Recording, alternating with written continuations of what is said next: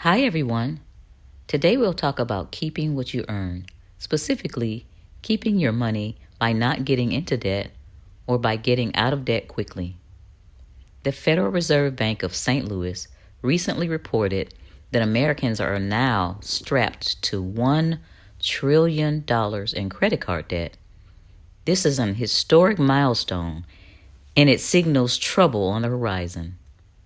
Some experts say that the debt has risen so dramatically due to the credit card interest rates doing the same, at the behest of the Federal Reserve, of course. In fact, these interest rates are at a 40-year high. For example, a year ago, the average credit card rate was 18.89%, but now rates are 22.39% on average, a very dramatic increase, wouldn't you say?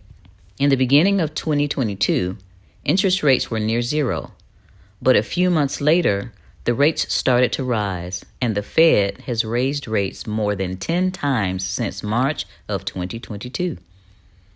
As we all know, the increase in debt is just a microcosm of a larger problem that plagues our nation. The financial condition of most Americans is rapidly declining because people are either not earning enough to survive, or they don't know or don't take the proper steps with their money, or both. When interest rates were low and offers for introductory zero interest rates were coming in the mail every week, many people lined up to get those cards and buy everything they felt big and bad enough to get. However, now the chickens are coming home to roost, and many of these same people did nothing to increase their income as they increased their debt with these cards. Now that the credit card well is dried up, they can't go get new zero interest introductory offers to pay off the ones that are expiring. Credit card and other debt payments are starting to be late, which also damages people's credit score. With lower credit scores, people's credit worthiness also declines, which makes it harder and harder to escape the debt debacle. Reports claim that the average American household now carries more than $10,000 in credit card debt, and that card users are intensifying their use of these cards to pay for basic household items, which reveals even more of an issue. People have been living above their means, and people that weren't making enough money to make ends meet in the first place are drowning in debt now, especially since inflation has become the norm. I see hopelessness in the eyes of many people, and maybe that's why they continue to mount up thousands of dollars in debt without a plan for paying it off. Buying things to make them feel good is sometimes as powerful as any drug.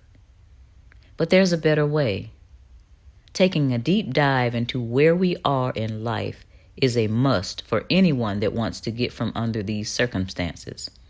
Remember, circumstances mean that you're standing in a self-imposed circle looking out on what the world is doing.